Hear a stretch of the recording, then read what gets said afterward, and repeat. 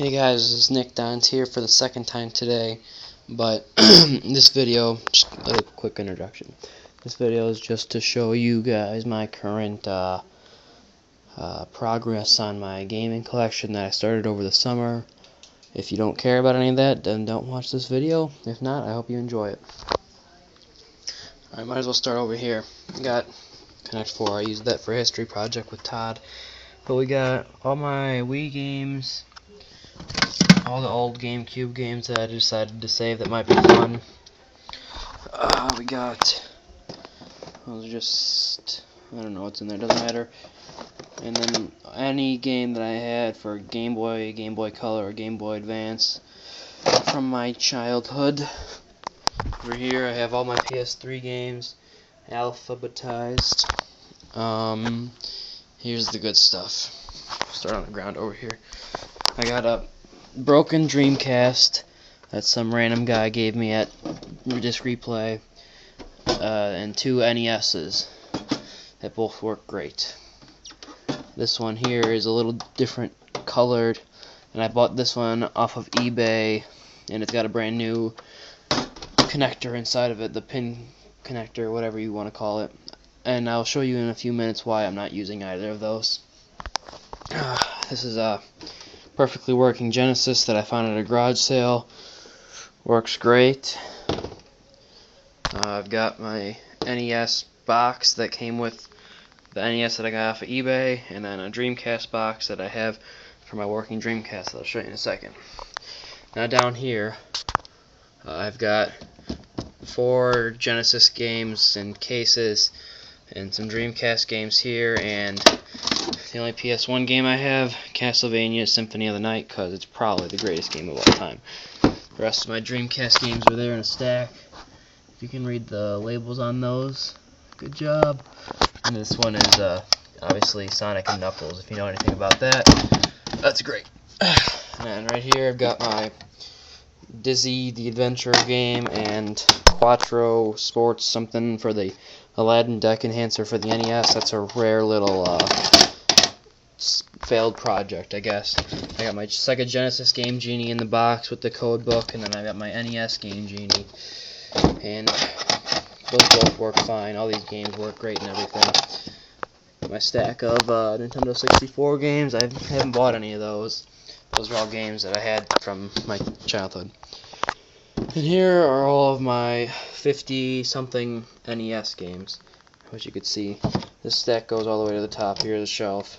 These games are all basically games that aren't very good. I put those over there. This stack here is all sports games.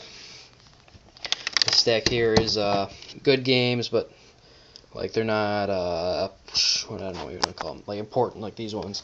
These are all like main games plus their sequels.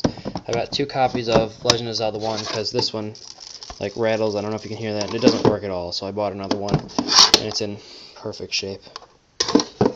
I've got Mario 1 with Duck Hunt World Class Track Meet, Mario 1, 2, and 2 copies of Mario 3, Turtles 1 and 2, Red Racer 1 and 2, and then Wizards and Warriors 1 and 2. I've never played those, but since I have 2 of them, I might as well put them up there. Right here, I put these up on top here because I love Castlevania. I've got Castlevania 1 and Castlevania 3. I don't have Castlevania 2 yet because when I went and bought them, they didn't have it. I just got Batman Arkham City, so I put my Batman thing right there. Over here, I've got my favorite game ever, Castlevania 4, Super Castlevania 4, and my stack of Super Nintendo games. Get a little highlights. I got Mario RPG is right here. That's a great game. Mario World, Super Metroid, Mario All-Stars, Zelda Link to the Past, Super Punch-Out, Super Street Fighter 2, Star Fox, and arguably the greatest game of all time, Chrono Trigger. Put these back. Now I'll take a little walk over to the other side of my room. I moved my computer over here since the last video. I don't know if anybody has seen my other videos, but everything's all switched around. The TV used to be where the computer was, and this is where I have all my systems hooked up. I'll start from the bottom because I probably had to pull this one out. My cousin was playing Metal Gear Solid 4 and he left that out.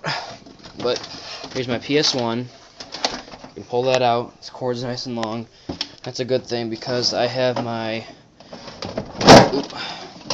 Atari 2600 with the original Atari Game Center right here. This thing works great. Can't believe it. Plus a whole bunch of games. That thing is full of games. And I put the paddle controllers in there because I don't really have any games that I would use those for. Don't play this thing a whole lot. It's just really here for looks. And it looks great. I'm going to put my phone down. I'm taping on my phone while I slide this beast back in. Sorry.